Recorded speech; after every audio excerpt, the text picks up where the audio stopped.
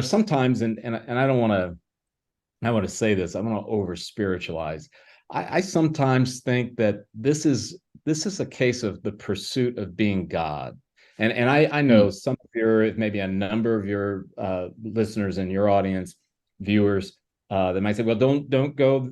And trust me, I'm not trying to define a sect or a denomination, but it just seems like this idea that we're going to be that, right? And it's like that part of me that goes, well, you can't, because you Yeah.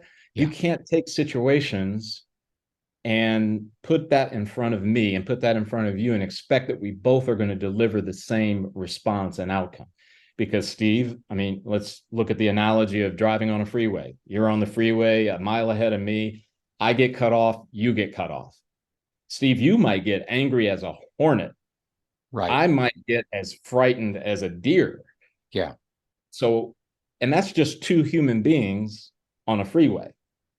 Two. With with the same with the same exact catalyst, right? We both Exactly. got cut off, but Yep. we, because of our patterns and our experiences and our personalities and the way we're designed and created, we approach things differently. And Yeah. and that's why, and in many ways, I think, Eric, you've hit on something really important here. And it's why a lot of owners that I work with say, please leave the emotions at the door. Because if you think about it, we will all react to the same thing a bit differently, sometimes massively differently. But that is the beauty of the human dynamic. We are uniquely made in a way, with our own experiences, our unique life, our unique personality. When all of that comes together, and there is definitely a spiritual side to that. What do we believe is bigger than ourselves, and how do we relate to that? When Well, all and of Steve, that, go ahead. no, I was just going to say it kind of goes back to that one of one. I mean, if Steve is one of one and I am one of one, that implies there is a uniqueness there that cannot be addressed in this mass approach, right? And I get it.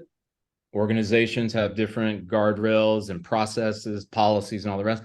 At a high level, that's healthy. It's for the same reason I say it's healthy to have traffic lights. I mean, Very we all true. need to, we all need to know that when the light is red, we need to stop.